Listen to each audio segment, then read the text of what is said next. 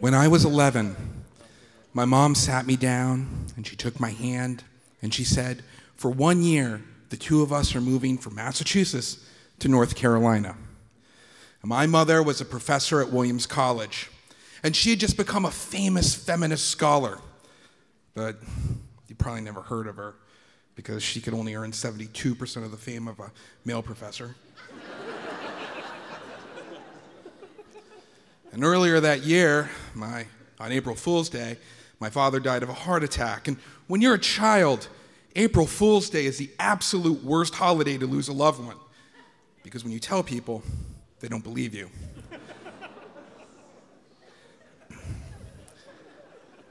So it was a rough year, and my mom wanted to take a break, so she decided to take a 1-year sabbatical to Davidson College in North Carolina. Just wait.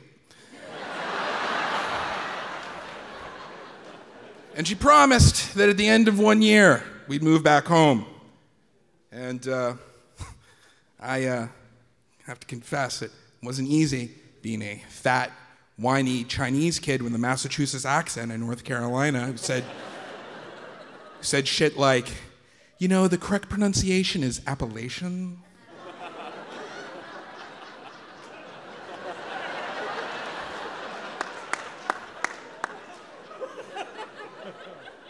Like the other kids were having like mini strokes because they didn't know what to make fun of first.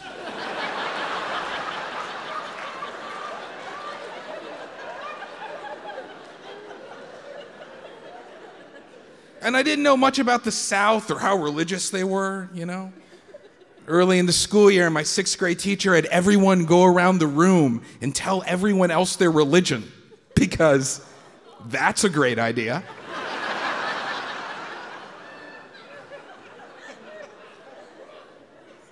Probably just a way to ferret out the Jews.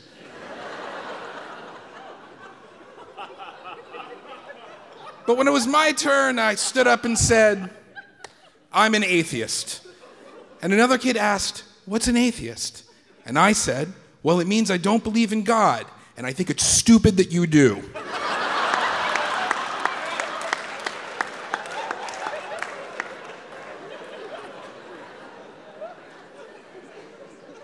No one would be my friend after that.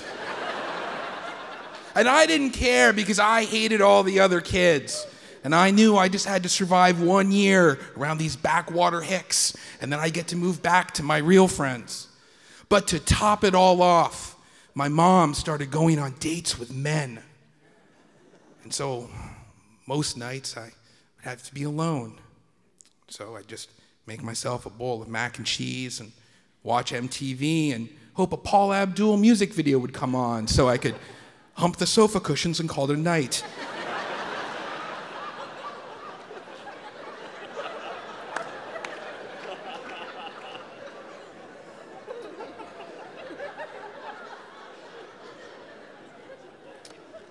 But it was around then that Julia transferred into my class.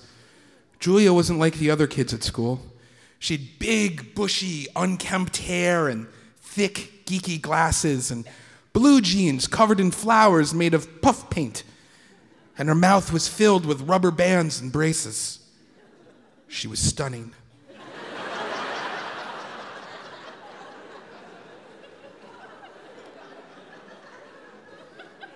One day in the cafeteria, I asked her where she was from, and she said, I'm from Hawaii. I want to move back there with my mom, but my dad has custody, and he got a job at Davidson, so I had to move here.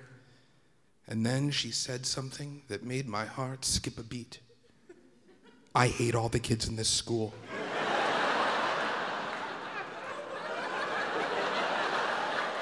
Oh, we had so much in common. And like me, she wanted to escape, but poor Julia was doomed to stay in North Carolina, and I was destined to return to Massachusetts.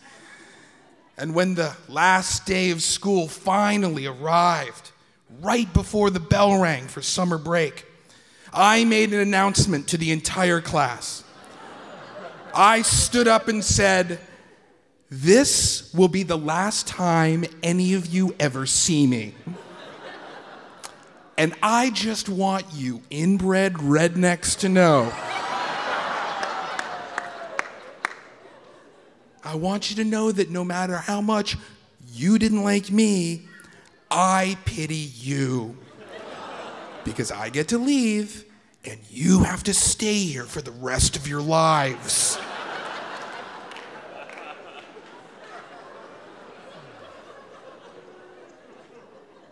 But a few days later, my mom sat me down, and she took my hand, and she said, I just got offered a permanent job at Davidson, and North Carolina is going to be our forever home. Well, Mother,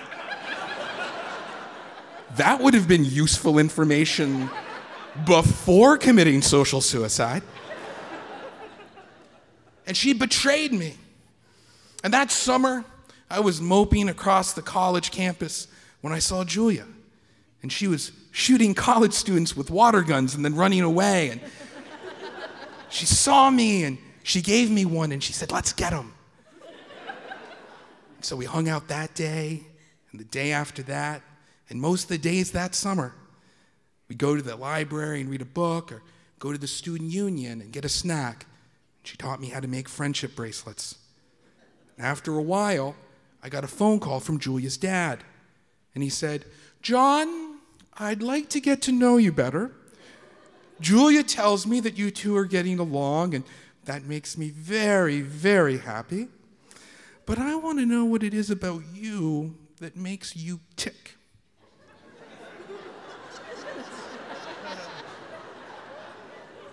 Oh, it was so weird. And he kept calling routinely until I kind of figured it out. I was like, Julie must have a crush on me. And she told her dad, and now he's checking up on me. And, I never had a girlfriend before. But if Julia would be my girlfriend, then I wouldn't have to worry about the other kids at school. I could just start a new life for myself.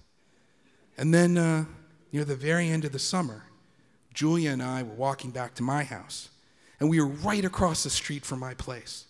And we were standing under these giant magnolia trees when this burst of wind came rushing past us. And it was so strong, we had to hold on to each other. And leaves were blowing all around us. And when it finally died down, Julia looked me in the eye, and she kissed me on the cheek. And I had never been kissed before.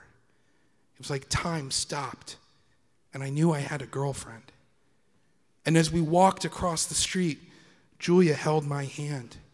And it was such a small thing, but my heart was racing because it was the first time in my entire life I'd ever felt that rush that you only get when somebody likes you and you like them back. And Julia held my hand for the entire 75-yard walk back to my front door. But when we got inside, we encountered this bizarre scene. My mother was sitting at the dining room table, and Julia's father was in front of her on one knee. And when he saw us, he stood up and said, "Oh, how wonderful that we could all share this together. I've just asked John's mom to marry me."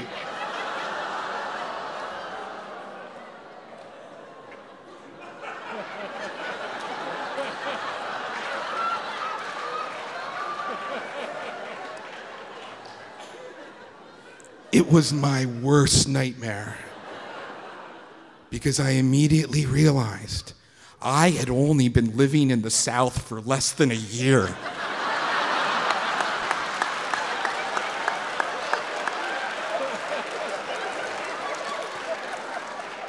And I was already in an incestuous relationship with my sister.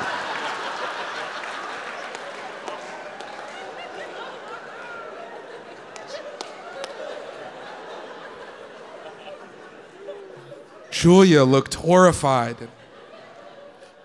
I felt her hand slip away. But it wasn't only awkward for us.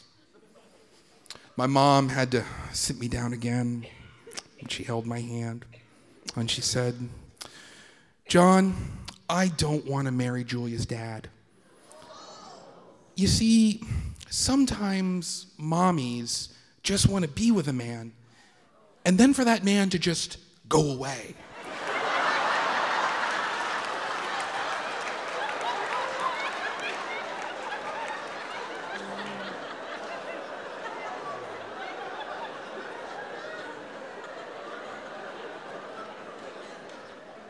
But this isn't only a story about the most convoluted mother-son cockblock in history.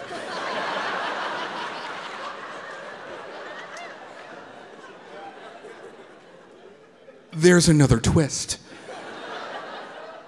A few days later, I was walking by Julia's house and there were moving trucks in their driveway.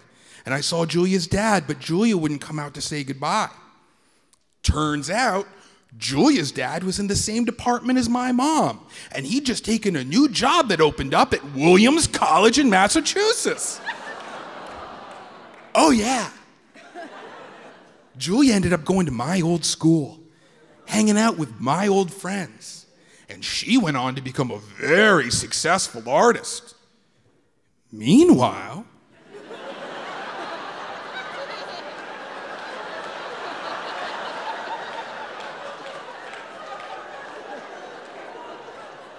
John spent his adolescence in North Carolina, and it did not go good.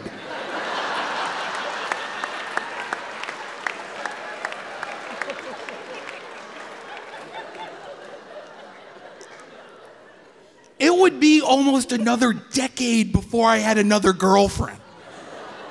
That kiss that Julia gave me had to sustain me for years. And through all the darkest days of my puberty, worrying that I'd be a virgin for the rest of my life, or wondering if it means I'm gay if girls don't like me, all I had to get me through was this tiny little memory of when I once had a girlfriend for 75 yards.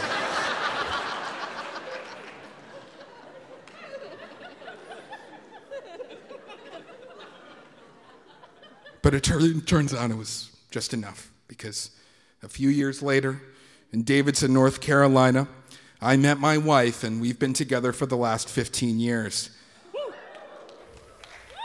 She deserves a little bit more than that. It's been very difficult. But I'd just like to say, Julia, wherever you are, I want to thank you for that small kindness. And I hope that if you haven't found love, that it helps to know that there was someone who once cared for you very much. And although fate cruelly pulled us apart, I would have been honored to have you as a girlfriend or a sister or both.